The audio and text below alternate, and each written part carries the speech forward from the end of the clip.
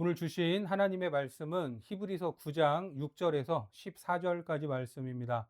같이 봉독하겠습니다. 이 모든 것을 이같이 예비하였으니 제사장들이 항상 첫 장막에 들어가 섬기는 예식을 행하고 오직 둘째 장막은 대제사장이 홀로 1년에 한 번 들어가되 자기와 백성의 허물을 위하여 드리는 피 없이는 아니하나니 성령이 이로써 보이신 것은 첫 장막이 서 있을 동안에는 성소에 들어가는 길이 아직 나타나지 아니한 것이라. 이 장막은 현재까지의 비유니 이에 따라 드리는 예물과 제사는 섬기는 자를 그 양심상 온전하게 할 수 없나니 이런 것은 먹고 마시는 것과 여러 가지 씻는 것과 함께 육체의 예법일 뿐이며 개역할 때까지 맡겨둔 것이니라.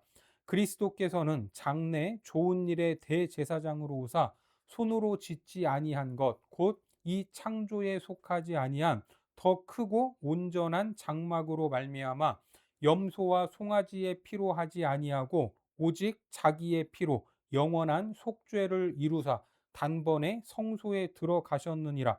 염소와 황소의 피와 및 암송아지의 죄를 부정한 자에게 뿌려 그 육체를 정결하게 하여 거룩하게 하거든 하물며 영원하신 성령으로 말미암아 흠없는 자기를 하나님께 드린 그리스도의 피가 어찌 너희 양심을 죽은 행실에서 깨끗하게 하고 살아계신 하나님을 섬기게 하지 못하겠느냐. 오늘은 옛 언약의 한계와 새 언약의 은혜라는 제목으로 하나님 말씀 전하겠습니다. 지난 시간에 우리는 성막에서 성소와 지성소 그리고 그 안에 있는 분향단, 등잔대, 진설병을 받고 특별히 지성소 안에 있는 언약궤 속에 세 가지 물건을 확인했습니다. 생각이 나시죠? 만나를 담은 항아리, 아론의 쌍난 지팡이, 그리고 언약의 두 돌판입니다. 특히 그 두 돌판은 두 번째로 기록해 주셨던 돌판이죠. 이 세 가지 물건은 하나님의 기적과 은혜를 보이는 것이지만 그에 따른 스토리를 보면 인간의 패역함과 하나님을 향한 반역, 율법 앞에 설 수 없음을 보여주는 인간의 죄성과 영적인 무능함을 고발하는 증거물이었습니다. 그래서 오늘 본문은 무엇이라고 합니까? 6절에 보니까 이 모든 것을 이같이 예비하였으니 제사장들이 항상 첫 장막에 들어가 섬기는 예식을 행하고, 제사장들이 첫 장막이라고 하죠. 여기는 성소를 말합니다. 성소에 들어가서 섬기는 예식을 행한다고 하는데, 그러니까 옛 언약이라는 율법 앞에서 죄 지은 인간들이 하나님을 직접 만날 수 없었던 것입니다.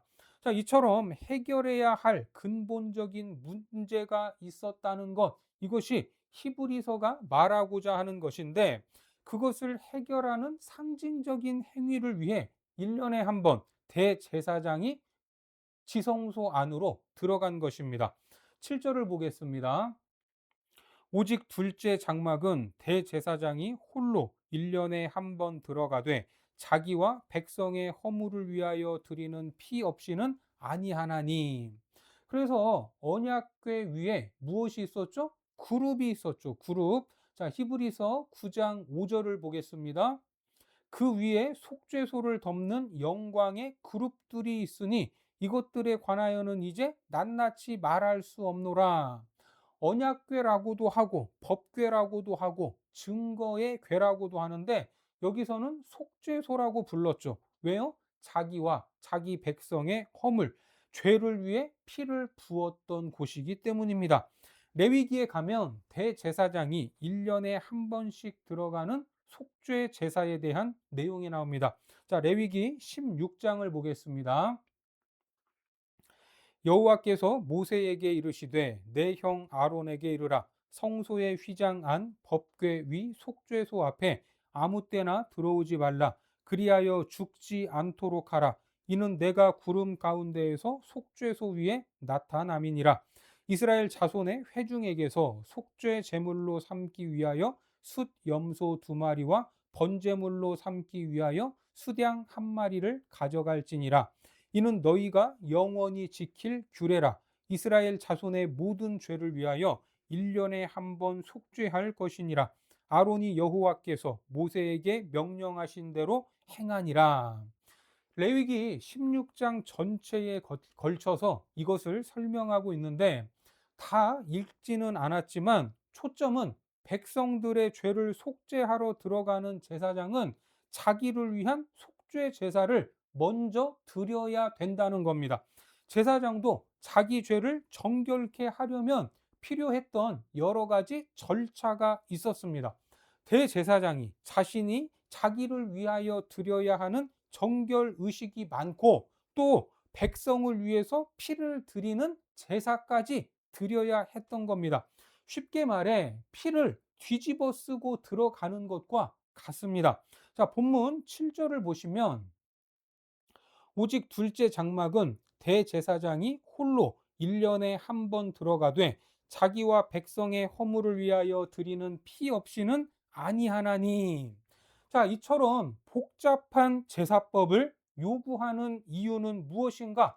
그것이 바로 이제 8절인데, 8절에 보니까 성령이 이로써 보이신 것은 첫 장막이 서 있을 동안에는 성소에 들어가는 길이 아직 나타나지 아니한 것이라. 여러분, 이게 무슨 말입니까? 그때 율법과 제사법으로 하나님을 만날 수 없었다는 말입니다. 우리가 속죄 제물을 잡았으니까 하나님을 만난 것 아닙니까? 이렇게 생각을 할 수 있지만 아닙니다. 속죄 제물을 잡고 들어가면 하나님을 만날 수 있다는 것이 제사법의 초점이 아니라, 하나님을 만나기 위해서는 피를 뒤집어 쓰고 들어가야 되는데, 일단 그분을 만나려면 죽을 수밖에 없다 하는 것이 제사법의 초점입니다. 이해가 되시죠? 결국 만나기 위해서 죽기 때문에 사실은 만날 수가 없는 겁니다. 그렇죠? 그 말이 성소에 들어가는 길이 아직 나타나지 아니한 것이다 라는 말입니다. 자, 계속해서 9절을 보겠습니다. 이 장막은 현재까지의 비유니 이에 따라 드리는 예물과 제사는 섬기는 자를 그 양심상 온전하게 할 수 없나니. 여기에서도 드리는 예물과 제사로 섬기는 사람을 온전하게 하지 못한다라고 말하죠. 다시 말해, 온전하지 못하기 때문에 하나님을 만날 수 없는 겁니다. 온전하지 못하다는 것은 하나님 앞에서 죄인된 신분과 지위를 바꿀 수 있는 방법이 없다라는 말입니다. 자, 계속해서 본문 10절에 이런 것은 먹고 마시는 것과 여러 가지 씻는 것과 함께 육체의 예법일 뿐이며 개혁할 때까지 맡겨둔 것이니라.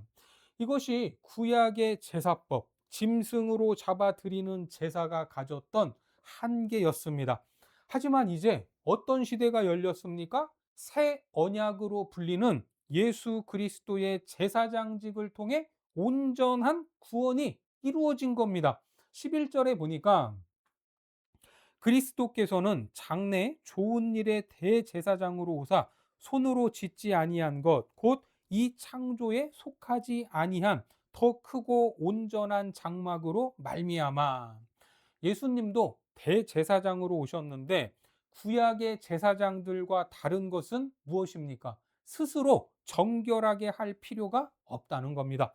구약에서도 제사장이 백성을 위해 제사를 드려야 하지만, 백성을 위한 제사보다 누구를 위한 제사를, 자기 자신을 위한 속죄제를 먼저 드려야 하고, 여러 가지 복잡한 정결 절차를 통해 하나 그 제사를 드려야 했지만, 예수님은 그런 절차가 없어도 하나님을 직접 만날 수 있는 대제사장이었다라는 말입니다. 그래서 누구를 위한 제사만 필요했습니까? 그 백성들을 위한 제사만 있으면 되는데, 그 제사를 위해 친히 제물이 되셨던 겁니다. 자, 본문 12절입니다.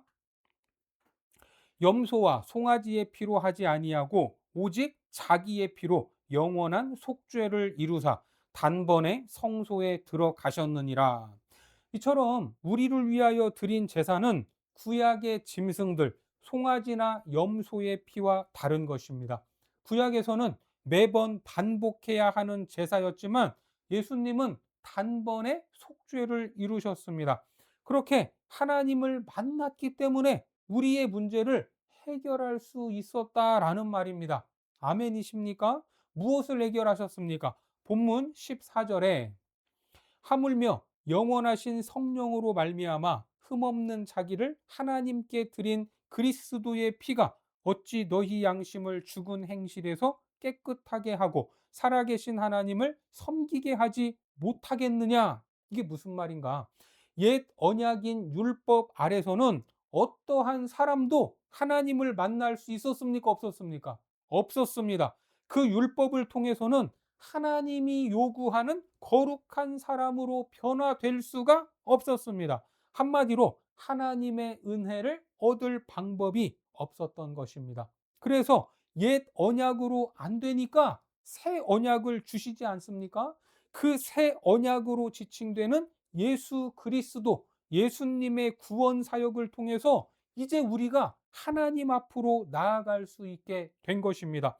또 예수 그리스도의 속죄제, 영원한 제사로 인해 우리가 하나님을 만날 수 있는 자격, 본성이 변화되는 새로운 사람으로 거듭날 수 있게 되었다라는 말입니다. 왜 이런 이야기를 히브리 성도들에게 가르치고 있는가? 그들은 당시에 구약의 유대교를 떠나 예수 그리스도를 믿는, 쉽게 말해 유대교에서 기독교로 개종한 사람들이죠. 그런데 예수를 믿고 있는 삶이 구약의 율법, 옛 언약을 가진 제사법보다 더 나아 보이지도 않고 뭐 더 특별한 것도 없어 보인다는 겁니다. 도대체 뭐가 더 나은 거냐? 유대교와 다른 건 뭐냐? 무슨 제사가 달라졌냐? 이러한 의문에 대한 대답입니다. 예수를 믿었지만 현실적으로 삶이 나아진 것이 없습니다. 눈에 보이는 뭐가 없어서 더 힘든 일만 생기고 있는 겁니다. 하지만 예수 그리스도를 통해 우리에게 허락된 새 언약의 핵심은 우리의 본성이 바뀌고 하나님의 사람으로 거듭난다라는 말이죠. 뭔가 보이는 것으로 증거가 되거나 현실에서 형통한 것으로 보상되는 것이 아니다라는 말입니다. 우리의 보상은 죄를 먹고 마시며 즐거워하던 옛 사람에서 하나님을 기뻐하고 의와 거룩함을 추구하는 새 생명을 얻은 삶으로 나아가는 것입니다. 그래서 마태복음에 보면 팔복이 나오죠. 팔복. 그 8가지 복이 무엇입니까? 자, 우리 한번 보겠습니다. 마태복음 5장, 심령이 가난한 자는 복이 있나니 천국이 그들의 것이며, 애통하는 자는 복이 있나니 그들이 위로를 받을 것이며, 온유한 자는 복이 있나니 그들이 땅을 기업으로 받을 것이며, 의에 줄이고 목마른 자는 복이 있나니 그들이 배부를 것이며, 긍휼히 여기는 자는 복이 있나니 그들이 긍휼히 여김을 받을 것이며, 마음이 청결한 자는 복이 있나니 그들이 하나님을 볼 것이며, 화평하게 하는 자는 복이 있나니 그들이 하나님의 아들이라 일컬음을 받을 것이며, 의를 위하여 박해를 받은 자는 복이 있나니 천국이 그들의 것임이라. 여러분, 이 8가지 복에 대해서 말씀을 하는데 이것은 이렇게 살아야 된다는 명령이 아닙니다. 예수 그리스도를 통해 변화된 거듭난 하나님의 백성들, 그들의 새로운 마음 상태, 영혼의 상태를 말하는 겁니다. 하지만 우리가 받은 복이 이런 것인데 이러한 팔복에 대해서 세상이 알아줍니까? 세상은 가난이라는 단어조차도 싫어합니다. 애통하는 모습은 숨깁니다. 온유하지 않고 강한 척합니다. 그러니까 우리처럼 살아가는 모습을 보면 예수를 믿어서 좋아진 것이 뭐냐? 이렇게 물을 수밖에 없는 겁니다. 그러니까 예수를 믿어도 뭔가 세상적인 것으로 내세울 것이 있어야 복이라고 생각하게 되는 거죠. 성도들도 돈을 많이 벌든지, 자식이 좋은 대학에 가든지, 직장에서 승승장구하든지 뭔가 큰 소리치고 내세울 것이 있어야 하나님이 이런 복을 주셨다 하고 자랑하는 겁니다. 개인만 그럴까요? 교회도 마찬가지입니다. 이런저런 큰 행사를 열어 북적북적합니다. 우리 교회가 이 동네에서 제일 잘 나간다는 것을 보여주려고 그러지는 않겠지만 그런 마음도 없지 않아 있을 때도 있습니다. 하지만 안타깝게도 우리는 세상적인 관점으로 보면 지는 삶, 포기하는 삶, 망해 보이는 삶으로 가는 것이 어쩌면 맞습니다. 세상 사람들의 눈으로 보면 예수를 왜 믿는지, 예수 믿어서 잘된 것이 무엇인지 안 보이는 것이 맞습니다.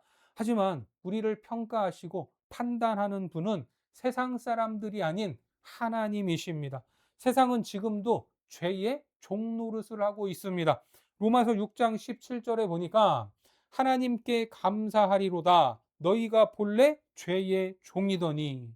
죄의 노예로 살면 죄가 이끄는 대로 살아갑니다.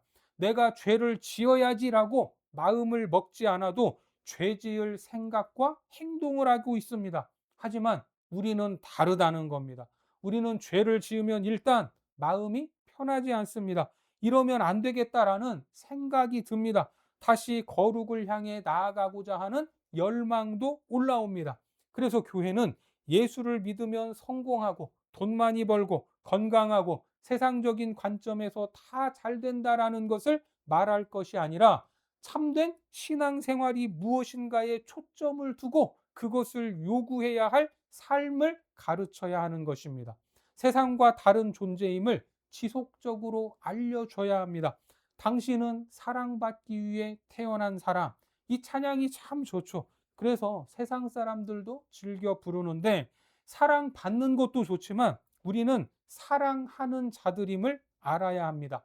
사랑을 받는 것보다 사랑하는 사람이 더 행복하기 때문입니다. 나를 증명하기 위해 다른 사람을 무너뜨리는 것이 아니라 이제는 나를 버려 상대방을 살리는 사람이 된 것, 그것이 우리가 예수를 믿고 받은 복입니다. 이것을 깨닫지 못하니까 신앙생활이 어려워지는 겁니다. 여러분, 신앙이 무엇입니까? 예수님이 말씀하셨던 팔복처럼 심령이 가난하고 애통하고 온유하고 의에 줄이고 목마른 자들로 변화된 것입니다. 오직 자기 배만 채우고 자기 자존심만 세우고 자기 성공을 위해 살아가는 세상과는 근본적으로 다른 삶입니다. 그래서 옛 율법, 옛 언약 아래 있는 사람들과 새 언약의 은혜를 입은 자들과 어떻게 차이가 나는가? 자, 마태복음 5장 21절 이하의 말씀에 옛사람에게 말한 바 살인하지 말라. 누구든지 살인하면 심판을 받게 되리라 하였다는 것을 너희가 들었으나 나는 너희에게 이르노니 형제에게 노하는 자마다 심판을 받게 되고 형제를 대하여 나가라 하는 자는 공회에 잡혀가게 되고 미련한 놈이라 하는 자는 지옥불에 들어가게 되리라. 어떻습니까? 옛 언약인 율법의 기준으로 보면 진짜로 살인을 해야 사람을 죽여야 범법자가 됩니다. 그렇죠? 율법은 살인이라는 사건이 발생하지 않도록 그 마음에서 미움과 시기를 빼내고 사랑이라는 감정을 심어줄 수도 없습니다. 그런데 새 언약 아래에서는 살인이 아니라 형제를 향해서 화만 내도 심판을 받는다고 합니다.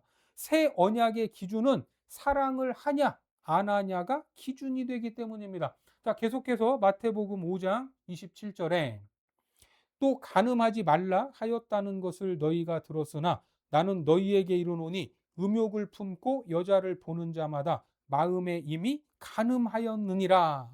새 언약은 어떤 행위가 아니라 그보다 앞서서 그 마음이 거룩하냐 거룩하지 못하냐가 기준이 되는 겁니다. 옛 언약은 이런 마음을 주지 못했지만 새 언약 아래 있는 우리들은 이런 마음을 이미 받은 것입니다. 이처럼 우리는 거룩한 자들입니다. 자, 좀 더 보겠습니다. 마태복음 5장. 또 눈은 눈으로 이는 이로 갚으라 하였다는 것을 너희가 들었으나 나는 너희에게 이르노니 악한 자를 대적하지 말라. 누구든지 내 오른편 뺨을 치거든 왼편도 돌려대며 또 너를 고발하여 속옷을 가지고자 하는 자에게 겉옷까지도 가지게 하며 또 누구든지 너로 억지로 오리를 가게 하거든 그 사람과 십리를 동행하고 내게 구하는 자에게 주며 내게 꾸고자 하는 자에게 거절하지 말라. 여러분 어떻습니까? 이렇게 살고 싶으십니까? 얼마나 바보 같은 삶입니까? 그런데 이것이 새 언약의 내용이고 구원받은 우리들의 복입니다. 우리는 하나님 앞에 설 수 있고 하나님이 주신 새 언약으로 새롭게 변화된 의와 진리의 거룩함으로 지으심을 받았기 때문입니다. 자, 계속해서 마태복음 5장 계속해서 읽겠습니다. 또 내 이웃을 사랑하고 내 원수를 미워하라 하였다는 것을 너희가 들었으나 나는 너희에게 이르노니 너희 원수를 사랑하며 너희를 박해하는 자를 위하여 기도하라. 이같이 한즉 하늘에 계신 너희 아버지의 아들이 되리니 이는 하나님이 그 해를 악인과 선인에게 비추시며 비를 의로운 자와 불의한 자에게 내려 주심이라. 너희가 너희를 사랑하는 자를 사랑하면 무슨 상이 있으리요? 세리도 이같이 아니하느냐? 또 너희가 너희 형제에게만 무난하면 남보다 더하는 것이 무엇이냐? 이방인들도 이같이 아니하느냐? 그러므로 하늘에 계신 너희 아버지의 온전하심과 같이 너희도 온전하라. 어떻습니까? 이렇게 사는 것이 거의 불가능해 보이지만 왜 이런 것을 말씀하십니까? 이미 우리에게 할 수 있는 능력을 주셨기 때문입니다. 하나님이 우리를 새롭게 하시고 하나님의 백성답게 살기를 원하십니다. 그런데 요즘에는 교회와 성도들이 하도 욕을 많이 먹고 있어서 그냥 중간만 해도 문제만 일으키지 않아도 괜찮은 교회, 괜찮은 성도가 되어버렸습니다. 하지만 최소한의 도덕성과 윤리 기준으로 사는 것이 성도들의 목적이 될 수는 없습니다. 여러분들이 예수를 믿으면서 갖는 기대와 소원은 무엇입니까? 만약 세상에서 형통하기를 바란다면 그것은 새 언약의 내용이 될 수 없고 예수님이 우리를 위하여 죽으신 이유도 아닙니다. 예수님이 우리를 구원하시기 위해 십자가에 못 박히신 것은 우리가 하나님의 사람이 되는 것입니다. 우리를 사랑하신 하나님을 사랑하는 그런 복된 인생이 되기를 바랍니다. 그런 인생을 살아가는 우리를 향해 세상은 비웃을 것입니다. 조롱할 것입니다. 그것이 예수를 믿는 삶이라면 나는 안 믿겠다고 말할 겁니다. 또 우리로 그렇게 살지 말라며 바보 같다고 유혹하고 시험하고 협박할 것입니다. 하지만 우리는 이제 돌이킬 수 없습니다. 우리 마음에 새겨진 새 언약으로 인해 하나님을 사랑할 수밖에 없습니다. 하나님께서 우리에게 힘 주시고 능력을 주시며 놀라운 일들을 만들어 가실 것입니다. 여기에는 우리의 결단과 순종이 필요합니다. 우리에게 영원한 나라를 약속하시고 지금도 영광된 자리로 부르시는 하나님께서 그의 자녀요 백성으로서 정체성과 책임을 다하는 삶이 되시기를 주님의 이름으로 축원합니다. 기도하겠습니다. 하나님, 예수 그리스도를 통해 구원받은 우리에게 삶에 더 좋은 것이 무엇입니까? 세상의 것들을 원하면 믿음은 흔들리고 좌절할 수밖에 없지만 새 언약을 통해 변화된 우리의 마음과 삶의 방향을 알게 하시니 감사합니다. 우리 안에서 능력 주시는 그 힘과 능력으로 구원받은 백성으로 마땅히 행해야 할 것들을 행하게 하셔서 성도의 참된 복들을 누리며 사는 인생들 되게 하여 주옵소서. 예수님의 이름으로 기도드립니다. 아멘.